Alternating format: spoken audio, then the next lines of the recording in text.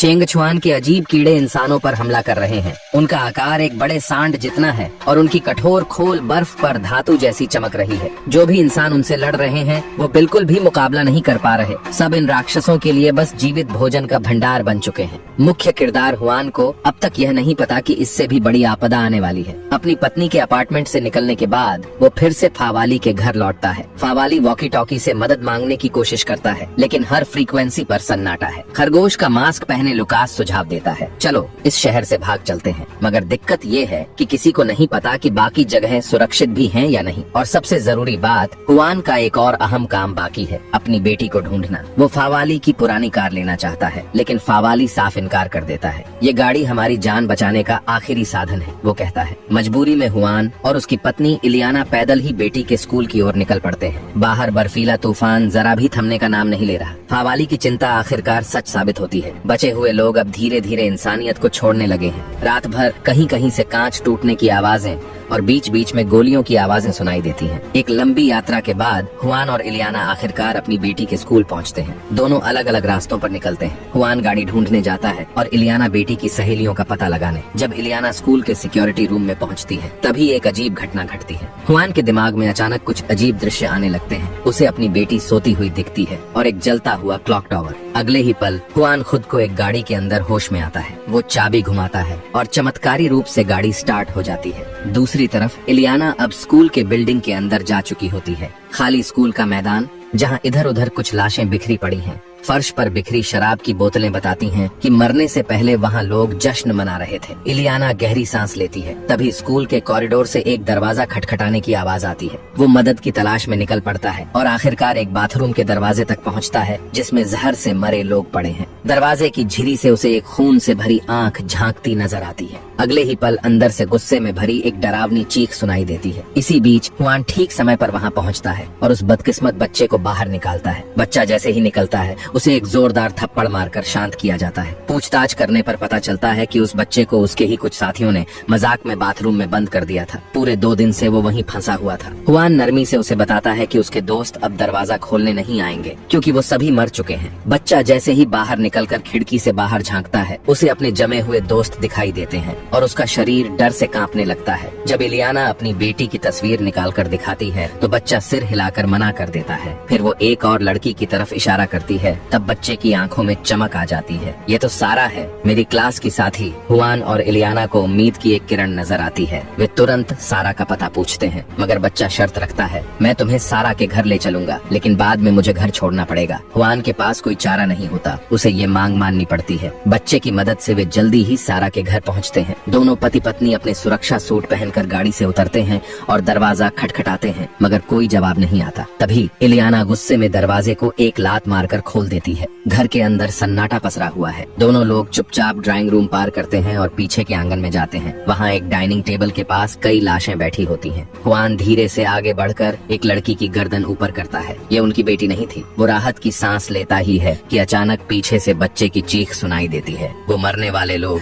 असल में उस बच्चे के परिवार थे। उसी समय एक पड़ोसी जबरदस्ती आकर बच्चे को गाड़ी में बैठा देता है। हुआन गुस्से से बौखला उठता है। इसने झूठ बोला, ये सारा का घर नहीं, इसका खुद का घर है। मगर इलियाना उस बच्चे को छोड़ना नहीं चाहती। उसका कहना है, अगर हमारी बेटी कहीं फंसी हो और कोई अच्छा इंसान मिले, तो क्या हम नहीं चाहेंगे कि कोई उसे भी साथ ले जाए? हुआन ने गहरी सांस ली और कुछ नहीं कहा। इस वक्त आशय को तेज बुखार हो गया था। जब वे एक दवा की दुकान के पास से गुजर रहे थे, तो उन्होंने सोचा कि क्यों न बुखार की कोई दवा ली जाए। दवा पिलाने के बाद अचानक दवा दुकान के दरवाजे पर जोर जोर से खटखटाने की आवाज आने लगी। शीशे से उन्होंने देखा एक गर्भवती महिला मदद के लिए गिड़गिड़ा रही थी। इलियाना को उस पर दया आ गई और उसने बिना सोचे समझे उसे अंदर बुला लिया। लेकिन अगले ही पल वह गर्भवती महिला अचानक बंदूक निकाल लेती है और उसके साथ उसका साथी भी साइड वाले दरवाजे से अंदर घुस आता है। दोनों लुटेरे अपनी बंदूकों से हुआन और इलियाना को निशाना बनाते हैं। वे दोनों को दवा स्टोर के एक कमरे में बंद कर देते हैं और साथ ही सारी दवाएं, सामान और कार की चाबी भी ले जाते हैं। शुक्र की बात ये थी कि बेहोश पड़ा आशय उनके हाथ नहीं लगा। जैसे ही लुटेरे गाड़ी लेकर चले जाते हैं,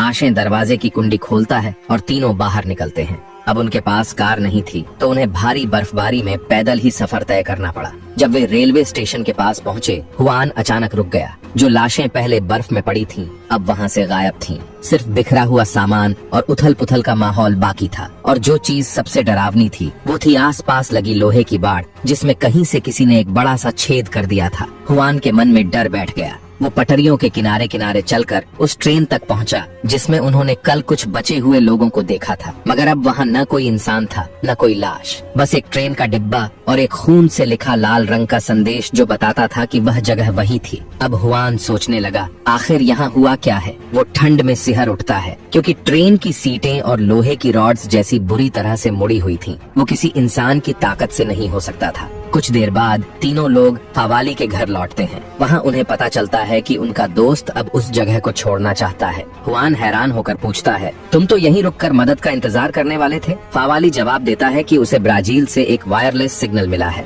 वहाँ भी उसी जहरीले खून वाले हमले ने तबाही मचाई है। यानी अब यह आपदा पूरी दुनिया में फैल चुकी है और इसका मतलब ये है कि अब जल्द मदद आने की कोई उम्मीद नहीं है। लेकिन फावाली के जाने के फैसले की सबसे बड़ी वजह थी पृथ्वी का चुंबकीय क्षेत्र अब पूरी तरह खत्म हो चुका है। ये बर्फीला संकट अब पहले से कहीं ज्यादा भयानक हो गया था। फावाली के पास समुद्र के बीचों बीच एक छोटे से द्वीप पर एक प्रॉपर्टी थी। उसने तय किया कि अब वे सब वहीं जाकर शरण लेंगे। लेकिन हुआन उनके साथ जाने को तैयार नहीं था। किसी भी हाल में उसे अपनी बेटी को ढूंढना ही था। धीरे धीरे रात हो गई। उधर वही लुटेरा जो हुआन और उसके परिवार को लूटा था, अपनी पत्नी के साथ एक पेट्रोल पंप पर पहुंचा।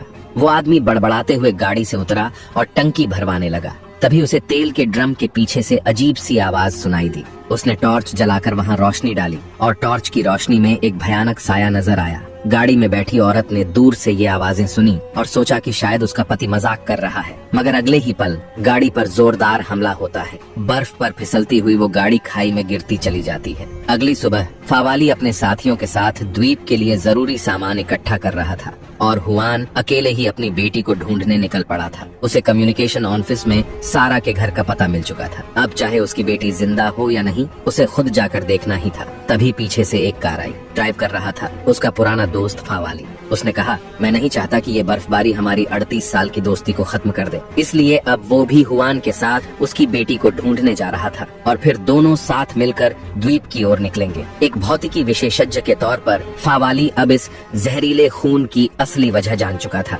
धरती के दोनों ध्रुवीय चुंबकीय क्षेत्र एक अदृश्य कवच की तरह काम करते हैं जो ब्रह्मांड की हानिकारक रेडियोधर्मी किरणों को पृथ्वी से बाहर रखते हैं। अब जब चुंबकीय क्षेत्र गायब हो चुका है, वो सारी किरणें बर्फ के टुकड़ों पर जम रही हैं और जानलेवा जहर बन गई हैं। दोनों दोस्त कार में ये बातें करते करते आगे बढ़ रहे थे। अचानक कार रुक गई। उनके सामने एक ओवरब्रिज के नीचे कई सौ छोड़ी हुई गाड़ियां रास्ते को पूरी तरह से बंद कर रही थीं। वो दोनों समझ गए कि ये इंसानों का काम नहीं हो सकता। इसी दौरान हुआन को मलबे के बीच एक कार की हेडलाइट जलती हुई दिखाई दी। जैसे ही वे दोनों मलबे को पार करने की कोशिश कर रहे थे, अचानक कुछ सैन्य ट्रक जो सैनिकों से भरे थे वहाँ आ पहुँचे। हुआन और फावाली हैरान होकर उनके पास पहुँचे। एक सैनिक ने बताया कि सरकार ने एक मई फ्लावर कैंप बनाया है जो चारों तरफ फंसे लोगों की मदद कर रहा है। उसने दोनों से कहा कि बेहतर होगा अगर वे इधर उधर न घूमें। हुआन को ये बात कुछ हजम नहीं हुई। उसने फावाली से कहा कि वो उनके पीछे पीछे चले। उसे देखना था कि असल में ये सैनिक कर क्या रहे हैं। वे एक सुरंग के अंदर घुसे, लेकिन हैरानी की बात ये थी कि सैनिक अंदर जाते ही वहीं रुक गए।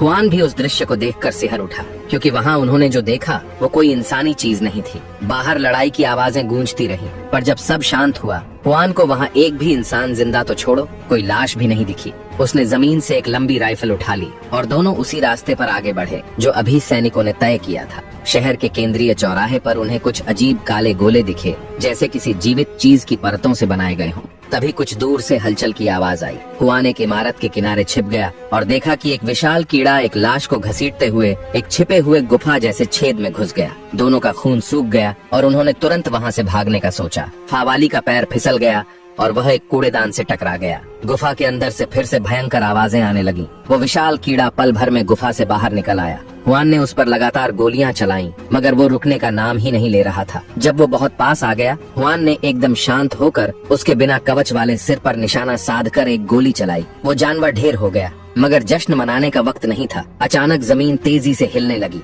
ढेर सारे विशाल कीड़े दौड़ते हुए आ रहे थे। तभी हुआन ने किसी को हाथ हिलाते देखा और अजीब बात ये थी कि वो सारे कीड़े उन्हें नहीं बल्कि उसी मरे हुए कीड़े की लाश को खाने में लग गए। हुआन और फावाली ने तुरंत वहाँ से दौड़ लगाई। वे बर्फ पर पड़े कदमों के निशान का पीछा करते हुए एक मध्य टावर तक पहुँचे, मगर वहाँ का लोहे का गेट बंद था। जब दोनों पूरी तरह फंस चुके थे, अचानक एक आग का गोला आसमान से गिरा और उस आग ने कीड़ों की सेना को रोक दिया। उसके इशारे पर हुआन और फावाली साइड गेट से घुसकर घंटाघर के अंदर पहुंच गए। वे घुमावदार सीढ़ियां चढ़ते हुए ऊपर पहुंचे और जल्दी ही एक गुप्त कक्ष में पहुंचे, जहां पहले से ही कई बचे हुए लोग छिपे हुए थे। उनका नेता एक लंगड़ा आदमी था, जिसे देखकर हुआन को लग रहा था कि उसने उसे पहले कहीं देखा है। हुआन को सबसे बड़ा सवाल यही था, ये विशाल कीड़े आए कहाँ से? एक बुजुर्ग आदमी ने आसमान की ओर इशारा किया। ऊपर जाकर देख ले, सब समझ जाएगा। हुआन तुरंत ऊपर की छत पर गया और जैसे ही उसने देखा, उसका चेहरा सख्त हो गया, क्योंकि असंख्य जलती हुई चीजें मानो उल्काओं की तरह बादलों को चीरती हुई धरती पर गिर रही थी।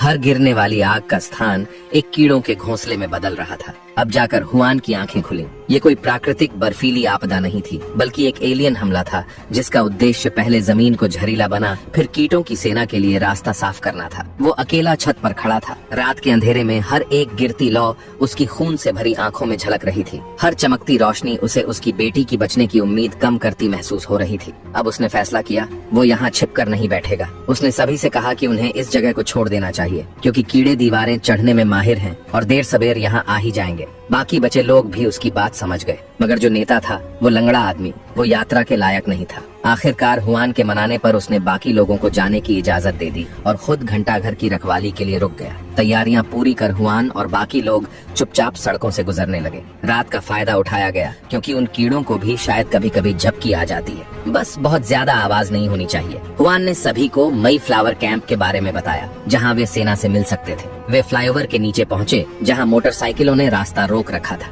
तभी एक जीवित बचे व्यक्ति ने हथौड़ा निकाला और एक दीवार तोड़नी शुरू कर दी, क्योंकि उसे पता था कि उसके पीछे एक छुपा हुआ रास्ता है जो उन्हें फ्लाईओवर के दूसरी तरफ ले जाएगा। जैसे जैसे रात का अंधेरा सफेद रोशनी में बदलने लगा, हुआन का दिल और भी बेचैन होने लगा। अच्छी बात ये थी कि छुपा हुआ सुरंग रास्ता अब पूरी तरह खोद लिया गया था। सभी लोग जल्दी जल्दी अंदर घुसने लगे, लेकिन तभी वो कीड़े भी बाहर शिकार के लिए निकल पड़े। हुआन एक माँ और बच्चे को बचाने के लिए एक बस के अंदर फंस गया। उसने साफ देखा कि एक विशाल कीड़ा बस के पास ही घूम रहा था। अचानक एक कीड़ा रुक गया और सीधा बस की तरफ मुड़ गया। तभी घंटी की गूंजती आवाज आसमान में फैल गई। वो घंटी घंटाघर पर रह रहे लंगड़े आदमी ने बजाई थी। सभी कीड़े तुरंत घंटाघर की तरफ मुड़ गए और बाढ़ की तरह वहाँ उमड़ पड़े। बस के अंदर बैठा हुआन ने गहरी सांस ली। वो बाकी बचे लोगों के साथ सुरंग रास्ते से सुरक्षित निकल गया। शहर में दाखिल होने से पहले हुआन ने मलबे में एक काम करने वाली गाड़ी खोज ली थी, जो अब उनके काम आई। उधर कीड़े घंटाघर में घुस चुके थे, मगर लंगड़ा आदमी और उसके साथी पहले ही वहाँ तेल फैला चुके थे।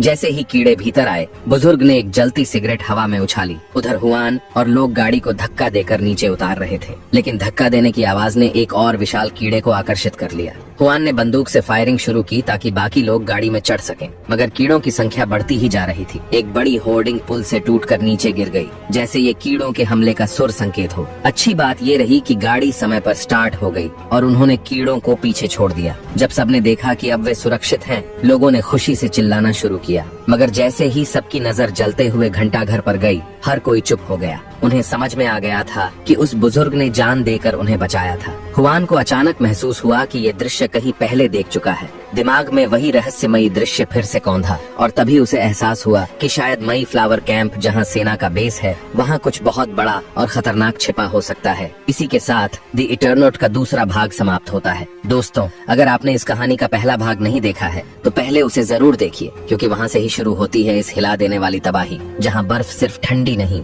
जानलेवा बन चुकी है।